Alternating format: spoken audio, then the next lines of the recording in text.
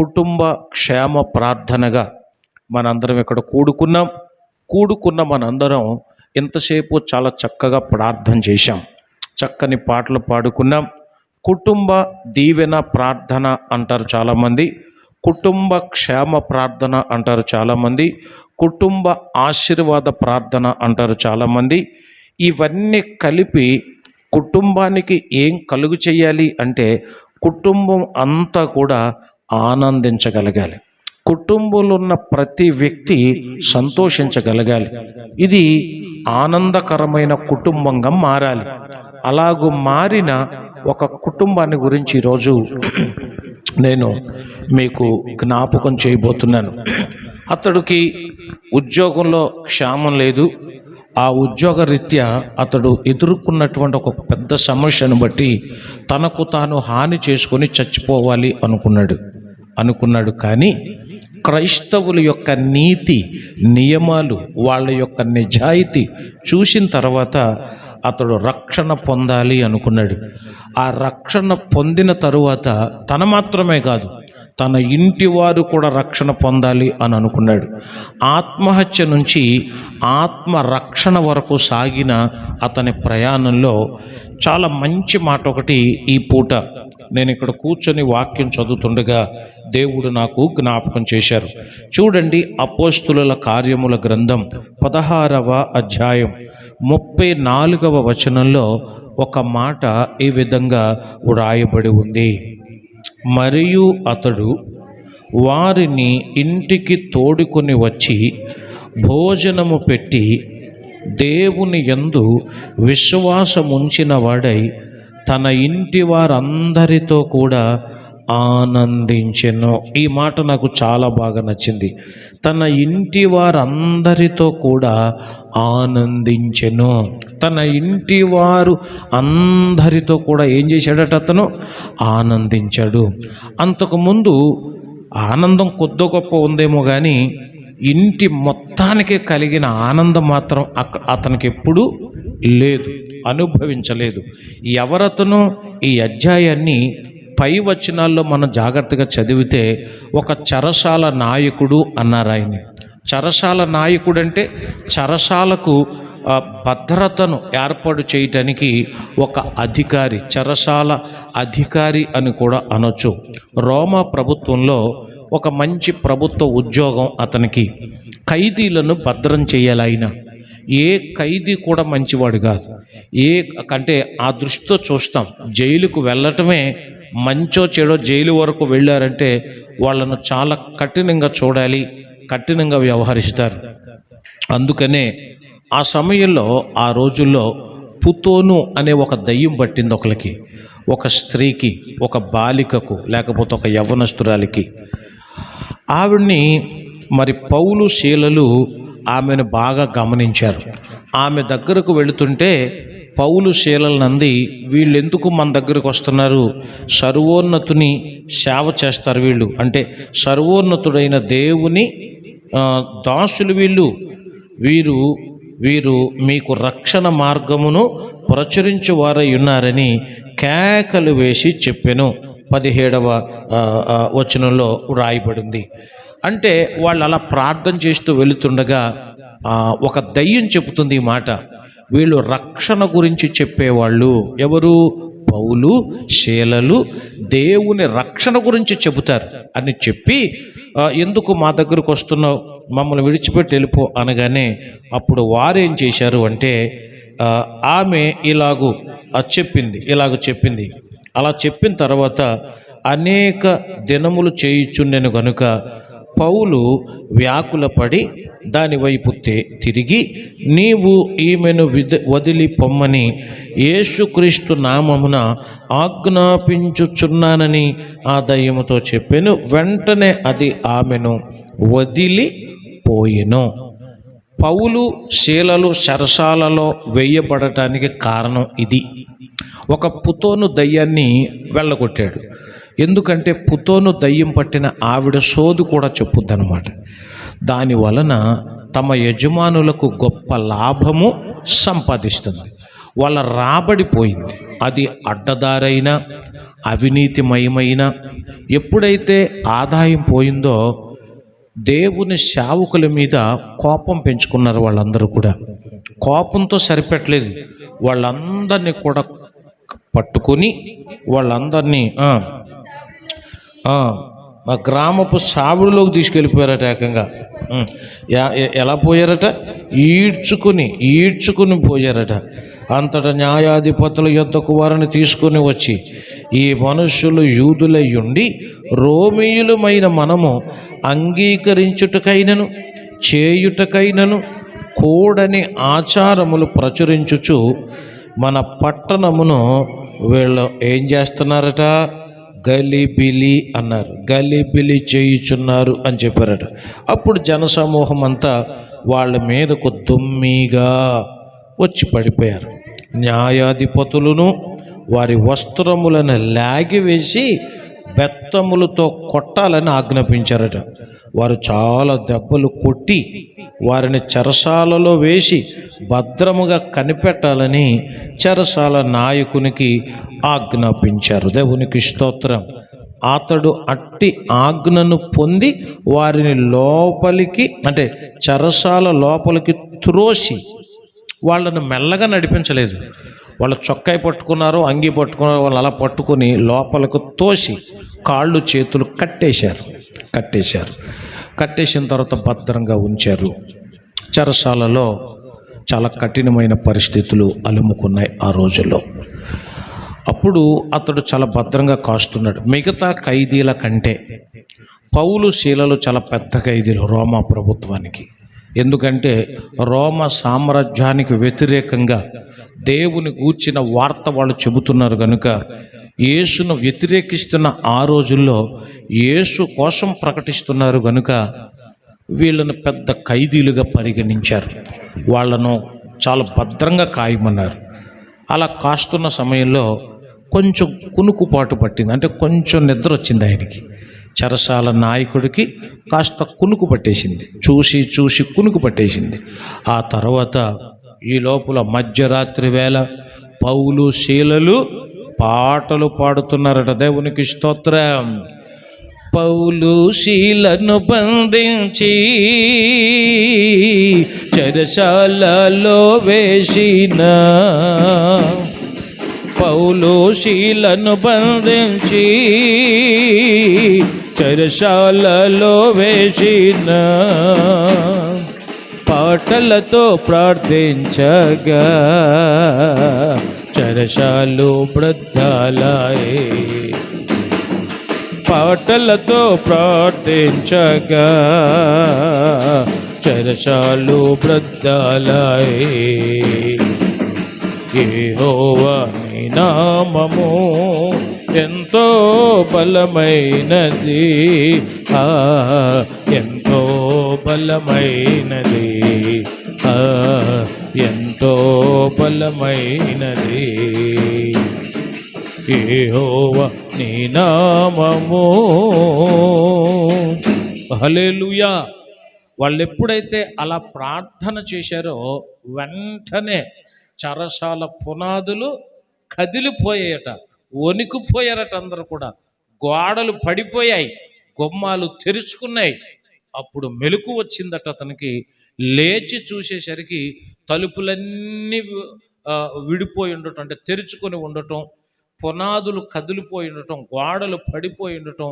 అతడు అనుకున్నాడు, ఖైదీలను కాచే పని నాకు ఇచ్చారు, ఇప్పుడు ఆ ఖైదీలందరూ పారిపోయి ఉంటారు, ఇక నేను బతకకూడదు అనుకుని తనకు తాను హాని చేసుకోబోయాడట.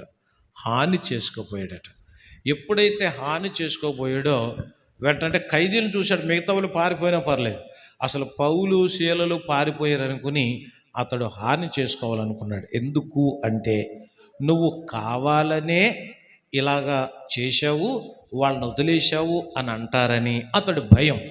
ఎందుకంటే పౌలు శీలలనే కదా చాలా గట్టిగా చూడమన్నారు ప్రభుత్వం వారు. అందుకని అతడు హాని చేసుకోబోతూ ఉండగా అప్పుడు పౌలు, నీవు ఏ హానియో చేసుకోవద్దు, మేమందరం ఇక్కడే ఉన్నాం అని బిగ్గరగా చెప్పారు. అతడు అతడు దీపము తెమ్మని చెప్పి లోపలికి వచ్చి వణుకుచు పౌలును శీలకును, అసలు ఎంత ఎంత గొప్పగా ఉందో చూడండి, ఇక్కడ ఎంత గొప్పగా ఉందో చూడండి. అతడు వచ్చి, అప్పటికే చీకటిగా ఉంది, కరెంట్ అంతా పోయింది. ఒకవేళ ఆ రోజుల్లో కరెంటు లేదేమో, ఆ తుఫానికి లేతే పునాది మరి పగిలిపోవటంతో లేచిపోవటంతో ఉన్న దివిటీలన్నీ ఆరిపోయినాయి ఏమో. వెంటనే అతడు దీపం వెలిగించి, పౌలు శీలలు అన్నారు, మేమెక్కడికి వెళ్ళలేదు, ఇక్కడే ఉన్నాం అనగానే ఆ స్వరం విని ఎవరిదో చూడాలనుకుని అతడు దీపం వెలిగించి దగ్గరకు వచ్చి చూడగా పౌలు శీలలు అక్కడ కనపడ్డారు. వెంటనే మొట్టమొదటిగా అతడు చేసిన పని ఏంటంటే, అతడు చేసిన ఆ పని అక్కడ ఎంత బాగా రాశాడు అని అంటే, చూడండి, దీపము తెమ్మని చెప్పి లోపలికి వచ్చి వణుకుచు పౌలును శీలకును సాగిలపడి. దేవునికి స్తోత్రం. ఎందుకు సాగిలపడ్డాడు అంటే, ఇక్కడేమో సాగిలపడ్డాడు అని రాశారు, ఇక్కడ సాగిలపడ్డారు అని రాశారు. పైన మనం 24వ వచనాన్ని గనక చదివితే అతడు అట్టి ఆజ్ఞను పొంది వారిని లోపలికి అంటే చెరసాలలోనికి త్రోసి వారి కాళ్లకు బొండ వేసి బిగించాడు. ఎవరు బిగించారు? ఇది చెరసాల నాయకుడు. ఎందుకంటే న్యాయాధిపతులు, అక్కడున్న పెద్దలు వాళ్ళందరూ కూడా ఆజ్ఞాపించారు అతనికి, వీళ్ళిద్దరిని గట్టిగా చూసుకో అనగానే వాళ్ళని త్రోశాడట లోపలికి. వాళ్ళ మెడ మీద పట్టి తోశాడో, వాళ్ళ చొక్కాయి పట్టుకుని తోశాడో, వాళ్ళ చేతులు పట్టుకుని తోశాడో, కానీ వాళ్ళిద్దరూ దైవజనులనే సంగతి అతడికి తెలుసో లేదో మనకు తెలియదు, అక్కడ క్లియర్గా రాయలేదు. ఆ గదిలోనికి, ఆ చెరసాల గదిలోనికి, ఆ చీకటి గదిలోనికి వాళ్ళు తోసి తర్వాత ఇతనే కాళ్ళకు చేతులకు బోండ అంటే ఇనుపతో ఇనుముతో చేసిన ఆ గొలుసులు కట్టేసి బిగించేశాడు. అలాంటి వ్యక్తి ఇప్పుడు ఏం చేస్తున్నాడు చూడండి. ఇప్పుడు పౌలు శీలలు ఆ కాళ్ళకు సాగిలపడి, దేవునికి గట్టిగా స్తోత్రం చెబుదాం. ఒక ఇంటిలోనికి ఆనందం రావాలి అంటే, ఒక ఇంటి వారందరితో కూడా ఆనందించాలి అనే ప్రక్రియ ఇక్కడ రాశాడే. 34వ వచనంలో మనం చదువుకున్నాం కదా, తన ఇంటి వారందరితో కూడా ఆనందించెను. అలాగూ ఆనందించటానికి అతడు చేసిన మొదటి పని, సేవకుల కాళ్ళ మీద అతడు సాగిలపడటమే. దేవునికి స్తోత్రం కలుగునుగాక. దేవుని గురించి ప్రకటించే ఆ దైవ సేవకులను ప్రభుత్వం అర్థం చేసుకోలేదు, పరిస్థితులు ఏమీ అర్థం చేసుకోలేదు. కానీ చేతులకున్న సంఖ్యలు విడిపోయినా, తలుపులన్నీ తెరుచుకుని ఉన్నా, గోడలన్నీ కూడా కూలిపోయినా, పునాదులు లేకుండా పోయినా, పారిపోకుండా అక్కడే నిలబడి తన ప్రాణాన్ని వాళ్ళు కాపాడారు, తన ఉద్యోగాన్ని కాపాడారు. అందుకని వాళ్ళు ఆయన దృష్టికి దేవునిలాగా కనిపించారు, దేవుళ్ళగా కనిపించారు. వెంటనే ఆ దైవ జనుల పాదములను పట్టుకొని అతడు సాగిలపడ్డాడట. దేవునికి స్తోత్రం. ఇదే సందర్భం కొర్నేలి ఇంట్లో కూడా మనం చూస్తాం. పేతురు గారు ఎప్పుడైతే కొర్నేలి ఇంటికి వచ్చాడో, కొర్నేలి వెంటనే ఏం చేశాడు? సాగిలపడి పేతురు గారి యొక్క పాదముల మీద పడి నమస్కారం చేశాడు అనే మాట అక్కడ కూడా రాయబడింది. ఇలాగు దేవుని యొక్క సన్నిధిలో దైవ జనులను అలాగున సాగిలపడి గౌరవిస్తున్నారు అంటే మనుషులుగా కాదు, దేవుడు వాళ్ళను దైవజనులుగా ఏర్పాటు చేశాడు కాబట్టి, దేవుడే వాళ్ళకి ఆ పని ఇచ్చాడు కాబట్టి, ఆ పనిని బట్టి వాళ్ళు గుర్తించి వాళ్లకు నమస్కారం చేశాడంటే దేవునికి వాళ్ళు నమస్కరించినట్లుగా భావించారు. దేవుని నామానికి స్తోత్రం. ఆ తరువాత చేశారు. ఇది మొదటిది. అలా చేశారు కాబట్టి ఆ తర్వాత వెంటనే ఏమన్నారు? వారిని వెలుపలు తీసుకుని వచ్చి, అయ్యలారా, రక్షణ పొందుటకు నేనేమి చెయ్యాలి అని అడిగాడు. అంటే ఇంటి వారందరితో కూడా ఆనందించే అనుభవంలో రెండవ మెట్టు చూడాలి. రెండవ మెట్టు ఏంటంటే దైవజనులారా లేకపోతే అయ్యలారా, రక్షణ పొందాలంటే నేను ఏం చేయాలి? ఎందుకంటే రక్షణ పొందిన పౌలు, రక్షణ పొందిన శీల, రక్షణ పొందిన బిడ్డలు ఆనందంగా ఉండటం చూసి వెంటనే ఆలోచించలేదు, ఆలోచించలేదు, ఏం చెయ్యాలి అన్నాడు. దేవుని నామానికి స్తోత్రం.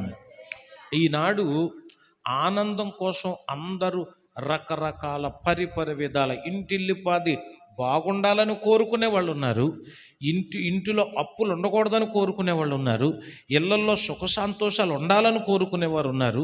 కానీ ఆ చెరసాల నాయకుడు అడిగాడు, చూశారు, ఆ నాయకుడు అడిగాడే, రక్షణ పొందుటకు నేనేమి అంటే ఆనందానికి మూల సూత్రం ఏంటంటే రక్షణే. దేవునికి స్తోత్రం. రక్షణ వరకు నడిపించబడాలంటే ముందు దైవజనులను కాస్త గౌరవించడం నేర్చుకోవాలి, అది సాగిలు పడాలి. అప్పుడు వాళ్ళు చెప్తారు ఎలా రక్షణ పొందాలో, ఏ విధంగా రక్షణ పొందాలో. అందుకని అడిగాడు అతను, రక్షణ పొందుటకు నేను ఏం చేయాలి అని అడిగారు. అప్పుడు వెంటనే వాళ్ళు వివరం చెప్పారు. నీవు నీ ఇంటివారు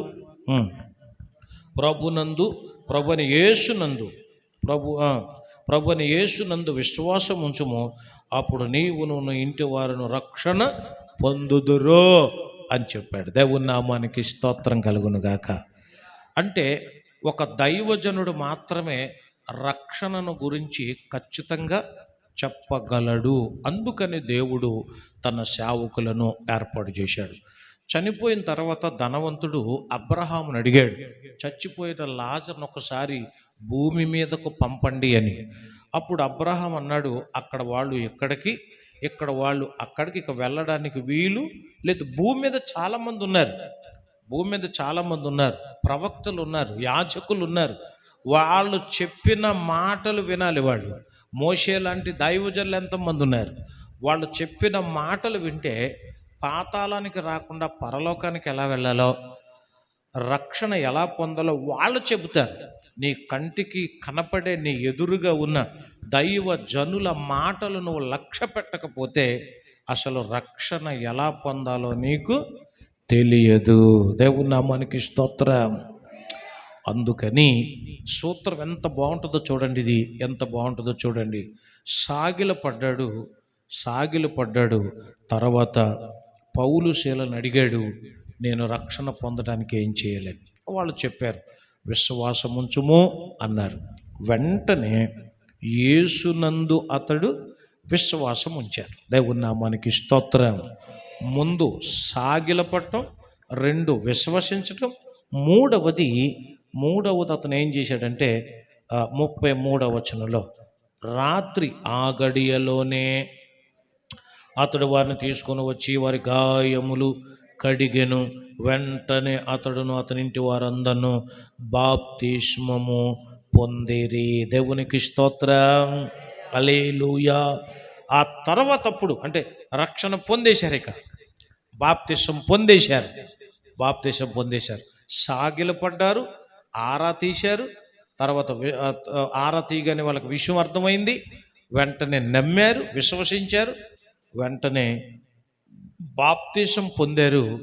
బాప్తిసం పొందిన తర్వాత అప్పుడు ఈ వచనం ఇప్పుడు చదివితే మజాగా అనిపిస్తుంది.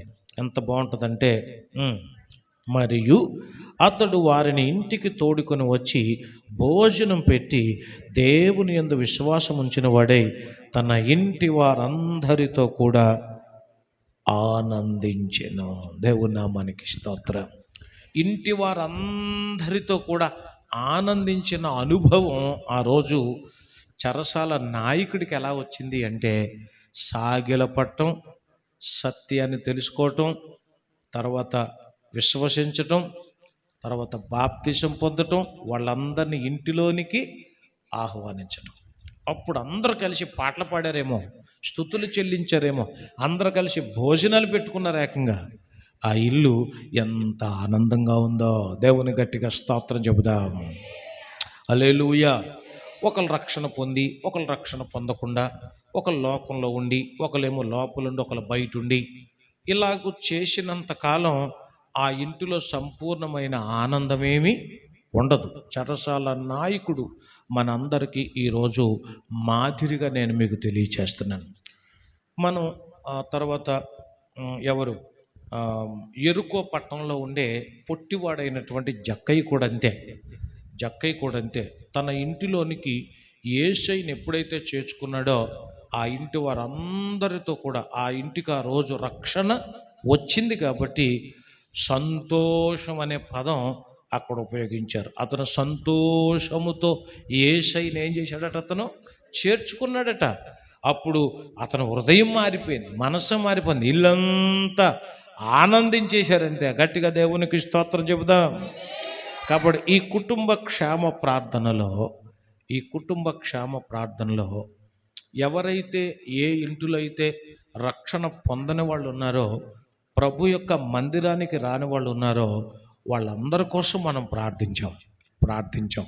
ఇప్పుడు వర్తమానంలో తన ఇంటి వారందరితో కూడా ఆనందించిన ఒక కుటుంబం కోసం మనం తెలుసుకున్నాం. చెరసాల నాయకుని యొక్క కుటుంబం అంతా ఆనందించడానికి మొట్టమొదటిగా దైవజనుల పాదముల మీద వాళ్ళు సాగిలపడటం, ఇది గౌరవం సమాజంలో.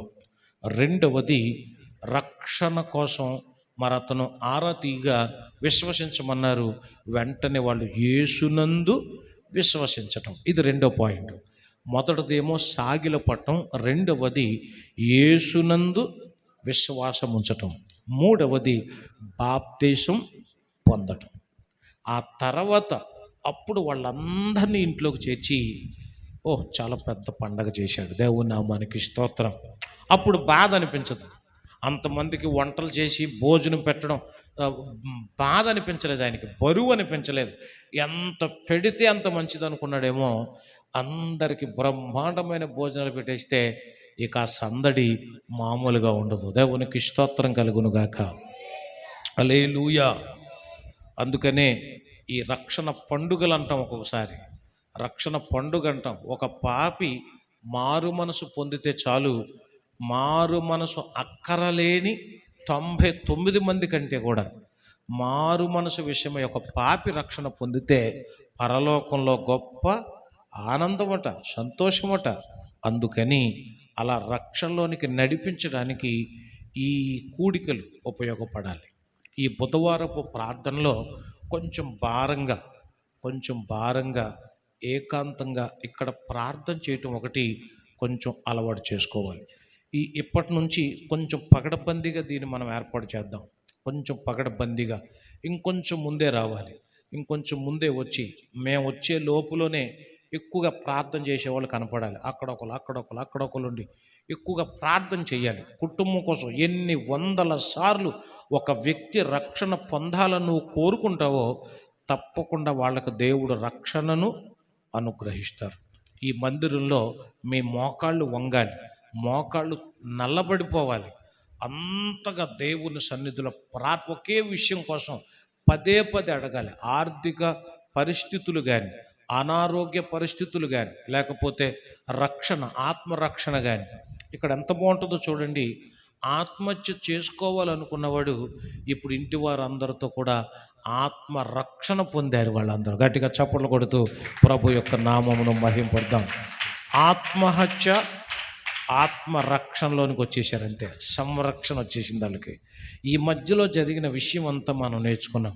ప్రతి కుటుంబంలో ఇలాంటి మంచి ఎక్స్పీరియన్స్ రావాలని మరి నేను మనసారా కోరుతున్నాను. అలాంటి ప్రార్థన, అలాంటి ఐక్యత కూడా మనందరిలో కూడా రావాలి. కాబట్టి ఈరోజు బుధవారం మరి నేను ముగిస్తున్నాను. ముగించే ముందు రేపు శుక్రవారం మనం 2 గృహాలు దర్శించాలి. దానికి 6:30 గంటలకే మీరు మన ఇంటికి వచ్చేయాలి. ఓకేనా? ఇక్కడ వరకు వద్దు, మన ఇంటికి వచ్చేస్తే అక్కడ నుంచి మనం ఒకేసారి బయలుదేరుతాం. ఓకేనా? అందులో మీరందరూ ఉండాలి. మీతో పాటు మరొకరు కూడా చక్కగా ఫోన్ చేసి రండి, ఈరోజు 2 గృహాలు దర్శించాలన్నారు కదా దైవజనులు, మరి ఆత్మీయ తండ్రిగా చెప్పారు కదా, మనందరం వెళ్దాం రండి అనాలి. ఏ పనులున్నా కొంచెం పెందలకాడే ముగించుకొని 6:30కి మన ఇంటికి వచ్చేయడానికి మీరందరూ కూడా ప్రయత్నం చేయాలి. ఇప్పుడున్న యవ్వనస్తులు కానీ పిల్లలు కానీ అందరూ కూడా శుక్రవారం సాయంత్రం మర్చిపోకూడదు. మనం స్టార్ట్ చేస్తున్నాం. ఇంటింటి సువార్తె అనండి, లేకపోతే దర్శించనివ్వండి, వాళ్ళ కోసం మనం ప్రార్థన చేస్తాం. ఆ ఇంటిలో మనం అడుగు పెట్టగానే ఆ తర్వాత వాళ్ళందరూ చాలా హ్యాపీగా ఫీల్ అవ్వాలి. మనం చేసే ప్రార్థన ద్వారా అక్కడ గొప్ప కార్యాలు జరగాలంతే. దేవుని యొక్క ప్రజలను చూడగానే దురాత్మలన్నీ పారిపోతాయి అంతే. నమ్మిన వారందరూ దేవునికి స్తోత్రం చెబుదాము. కాబట్టి శుక్రవారం 2 ఇళ్లను మనం దర్శించబోతున్నాం. మీరు 6:30 గంటలకే మన ఇంటికి వచ్చేస్తే చక్కగా రెడీ అయ్యి చక్కగా వచ్చేస్తే అక్కడి నుంచి మనం బయలుదేరదాం. ఓకేనా? ఈ కుటుంబ క్షేమ ప్రార్థనను దేవుడు ఆశీర్వదించి చెరసాల ఇంటి ఆయన అందరితో ఆనందించినట్టు మనందరికీ అట్టి ఆనందం ప్రభు దయచేయునుగాక. ఆమె. తలలు వంచండి, కళ్ళు మూసుకోనండి. ప్రార్థన చేసుకుందాం. దేవాది దేవుడు మనకు అనుగ్రహించిన ఈ మంచి సమయం ఒక్కసారి మోకరిస్తే చాలా బాగుంటుంది. చివరిగా నేను ప్రార్థన చేయబోతున్నాను. మనందరం కూడా మోకరించి ప్రార్థన చేద్దాం. ఈ అనుభవం మనందరికీ రావాలి. అలాంటి కృప దేవుడు మనకు అనుగ్రహించినట్లు ప్రార్థన పూర్వకంగా సిద్ధపడదాం. హల్లెలూయా. శ్రమలో, శోధనలో, మరణ బంధకములో శాంతి సమాధానం దయచేసిన దేవుడు. శ్రమలో, శోధనలో, మరణ బంధకములో శాంతి సమాధానం దయచేసిన దేవుడు. ఆశా నిరాశలలో, ఆవేదన వలయంలో, ఆశా నిరాశలలో, ఆవేదన వలయంలో ఏ దేవుడు చేయలేని అద్భుతములు చేసిన, ఏ దేవుడు చేయలేని అద్భుతములు చేసిన నేనును నా ఇంటి వారును యెహోవాను సేవించెదము. నేనును నా ఇంటి వారును యెహోవాను సేవించెదము. ప్రేమ కలిగిన మా తండ్రి, మీకు వందనాలు, స్తోత్రాలు చెల్లిస్తున్నాం. ఇదిగో నాయనా, ఈ రాత్రి కుటుంబ క్షేమ ప్రార్థనలో మేమందరం పాల్గొనుటకు మీరు సహాయం చేశారు. మా కల్వరి క్రైస్ట్ చర్చిలో నాయనా బుధవారం కూడా భారంతో ఒక్కొక్క కుటుంబం కొరకే ప్రార్థన చేయటానికి ఈ బిడ్డలు ఎంతో ప్రయాసతో వచ్చారు, ఆశతో వచ్చారు, ఆసక్తితో ప్రార్థన చేశారు. తప్పకుండా వారి ప్రార్థనలు మీరు ఆలకించి వారు చేసిన ప్రార్థనలు విని జవాబులు ఇచ్చి నడిపించండి. మరి ముఖ్యంగా ఇంటి వారందరితో ఆనందించాలంటే, ఆనందం కలగాలంటే ఎలాగో కూడా చక్కగా నేర్పించాం. కాబట్టి మేము మా ఇంటి వారందరూ కూడా మీ సేవకులను గౌరవించడం, నాయన మీ యందు విశ్వసించడం, బాప్తిసం తీసుకోవటం ద్వారా వాళ్ళందరినీ ఇంటికి ఆహ్వానించడం ద్వారా ఆ ఇంటిలో గొప్ప ఆనందమని, గొప్ప సంతోషమని తెలియచేశావు. ఆ మాటలు ఎప్పటికీ వారి హృదయాల్లో భద్రంగా ఉంచండి నాయన. నీకు స్తోత్రాలు. అదే మారుగా ఈ రాత్రి మీ సన్నిధికి వచ్చిన బిడ్డలందరినీ దీవించండి. వాళ్ళందరి కోసం కూడా ప్రార్థన చేశాం. ఇంకా ఏ ఇంటిలో ఎవరు రక్షణ పొందలేదో వాళ్ళందరినీ పేరు వరుసన మేము జ్ఞాపకం చేసుకున్నాం. ప్రతి ఒక్కరు కూడా రక్షణ మార్గంలోనికి రావాలి నాయన. ఇదిగో కుమారి గారు, కుమార్తెలు, అల్లుళ్ళు ప్రభు, అలాగే నాయన తన భర్త, బిడ్డలందరూ రక్షణ పొందాలి.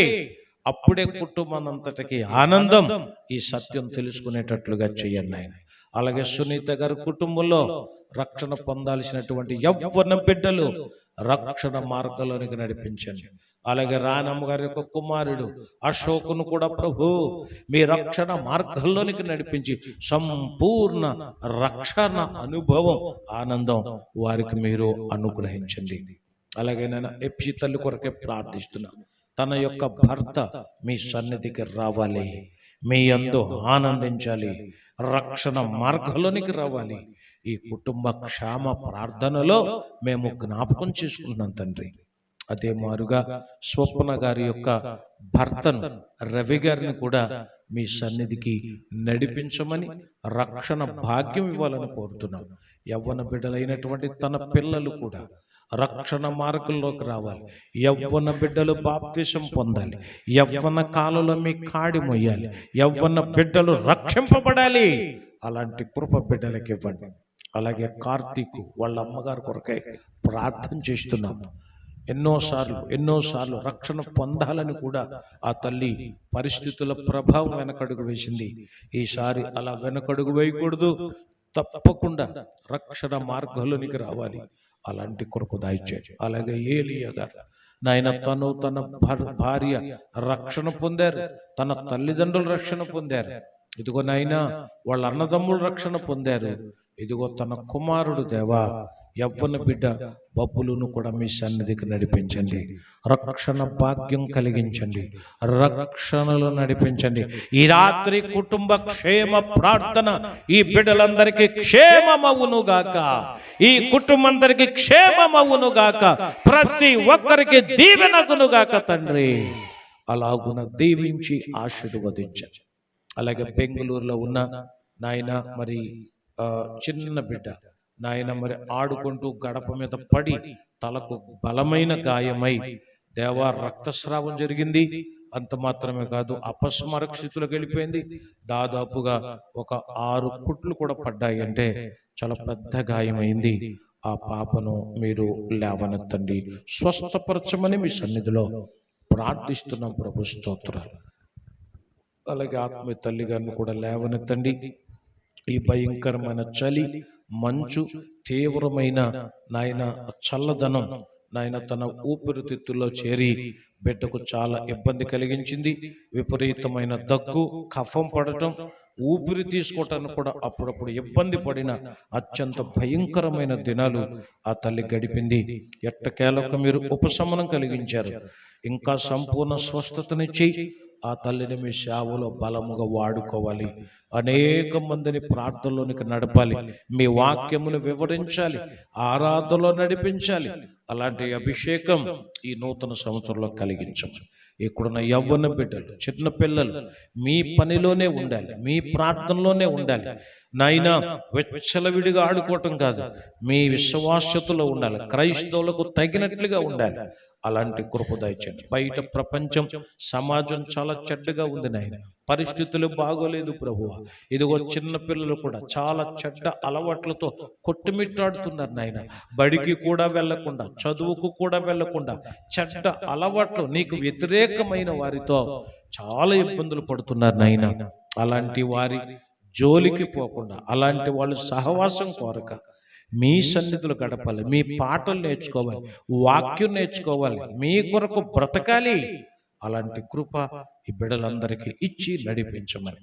అలాగే శుక్రవారం నాయన మరి ఒక 2 గృహాలను దర్శించబోతుండగా అక్కడ కూడా మీ ఆత్మచేత అభిషేకించండి. అందుకు నాయన మరి మా చర్చిలో ఉన్న స్త్రీలు, ముఖ్యంగా పురుషులు కూడా చక్కగా స్పందించి మరి మీ సేవకునితో పాటు సేవలో పాల్గొనేటువంటి కృప బిడ్డలకు అనుగ్రహించండి. అలాగే 11వ తారీఖు దేవా ఈ స్థలంలో మొట్టమొదటిగా అడుగుపెట్టి దేవా మొట్టమొదటిగా ఆరాధన చేశాం. దేవా ఒక ఆదివారం నీకు ఆరాధన జరిగింది. ఆరాధన జరిగిన స్థలాన్ని రోజు మందిరంగా మలిచారు. నీకు స్తోత్రాలు. ఇదిగో సంవత్సరం పూర్తి చేసుకుంటున్న శుభ సందర్భంలో మేమందరూ సంతోషంగా, ఇది సంఘ వార్షికోత్సవం నాయన, సంఘ వార్షికోత్సవం వేడుక మేము జరుపుకోబోతుండగా ఆ కార్యక్రమాన్ని కూడా మీరు తోడుగా ఉండండి. తోడుగా ఉండి నడిపించి మహిమ పొందండి. ఆహ్వానించబడిన వాళ్ళందరూ చక్కగా వచ్చి మీ సన్నిధిలో ఉండాలి. ఆ రోజు చాలా మంచిగా జరగాలని మేమెంతో కోరుకుంటున్నాం. మీ కృప తోడుగా ఉంచండి. ఆర్థికంగా సహాయం చేయండి, ఆశీర్వదించి మహిమను పొందమని. తిరిగి బిడ్డలు ఇంటికి వెళ్తున్నారు, బిడ్డలకు తోడుగా ఉండమని, వాళ్ళ మోకాళ్ళను బలపరచమని, మోకాళ్ళను స్థిరపరచమని ప్రార్థన విని జవాబులు దయచేయమని యేసయ్య పరిశుద్ధ నామములో ప్రార్థించుచున్నాము పరమ తండ్రి. ఆమేన్. పరలోకమందున్న మా తండ్రి, మీ నామం పరిశుద్ధపరచబడును గాక, మీ రాజ్యం వచ్చును గాక, మీ చిత్తం పరలోకమందు నెరవేరుచున్నట్టు భూమి యందును నెరవేరును గాక. మానుదిన ఆహారం నేడు మాకు దయచేయండి. మా యెడల అపరాధం చేయవారిని మేము క్షమించిన ప్రకారం మా అపరాధాలు మీరు క్షమించండి. మమ్మ శోధంలోనికి తేక కీడి నుండి తప్పించండి. రాజ్యం, శక్తి, మహిమ నిరంతరం మీరైనారు తండ్రి. తండ్రి అయిన దేవుని ప్రేమ, కుమారుడైన క్రీస్తు కృప, పరిశుద్ధాత్మిక అన్యోన్య సహవాసం, సమాధానం ఇక్కడ కూడిన మనకు, లోకములన పరిశుద్ధులందరికీ ఆయన వచ్చు పర్యంతము తోడయుండును గాక.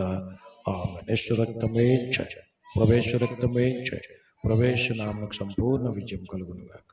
ఆమేన్. మీ అందరి కొందనాలు. దైవాశీస్సులు.